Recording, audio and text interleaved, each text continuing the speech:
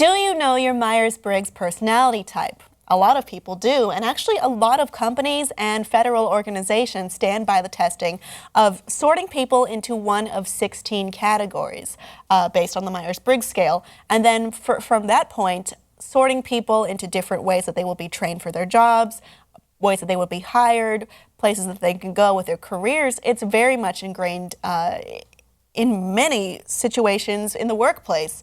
But should it be? It seems like there's a lot of different studies that show it's fake. Vox has their own video on the subject. Let's take a look.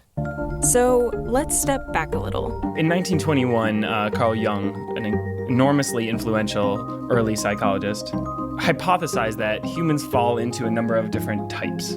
There are perceivers and judgers, people who prefer sensing over intuition. There are thinkers and there are feelers. But even at the time, he realized that most people didn't fit neatly into one category or another. He wrote, "Every individual is an exception to the rule." So then, a few decades later, a pair of Americans who had no formal training in psychology, Catherine Briggs and her daughter, Isabel Briggs Myers, decided to take these ideas and turn them into what they called a type indicator.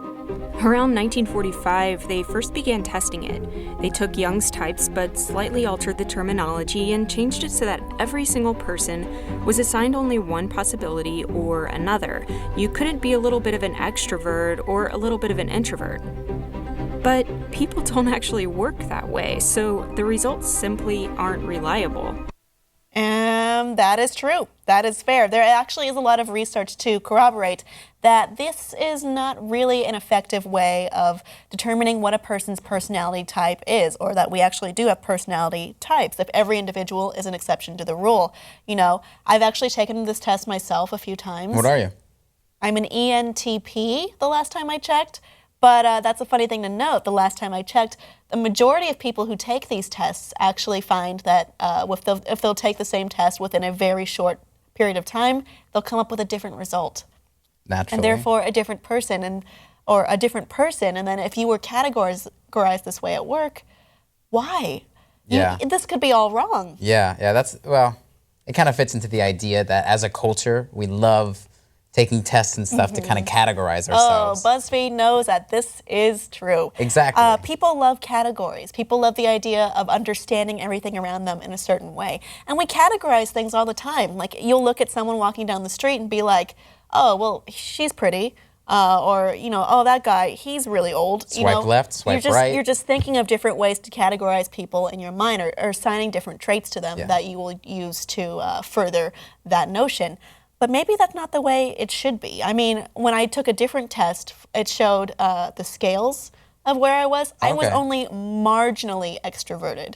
A lot of the time, I'm introverted. Yeah. A huge majority of the time. I think it was in the 50s versus in the 40s. It was very close. And to have yourself put into one category or the other, it just doesn't make sense. No, I think it's also dangerous as well. Like, just in the idea that, if I take a test and it says that I'm introverted, then it's like I'm supposed to feel a certain way. So when you feel a self-fulfilling prophecy. Yeah, and when you feel a different way from that, you're like, what's the matter with me? Like, oh my gosh, I need to act this way because this is what this test told me. It's this weird thing of our culture where we want to be an individual. We want to show how unique we are, but the only way we know how to do that is by reposting, oh, I'm Han Solo in Star Wars. I am Han Solo in Star Wars. Well, there we go. Just so you know. I'm Darth Vader. Actually, I'm R2-D2. Anyway, this actually relies on something called the Forer effect, which is used oftentimes by fortune tellers or astrologers. It's a way of persuading people that they have accurate information about them, which may or may not be true. It's actually written in such a vague and positive way, all of these descriptions, that you'd be happy and willing to accept what you have. You'll see things like independent instead of, not a team player. Or you'll see things like a free thinker instead of not focused. Yeah. So we all want to feel complimented.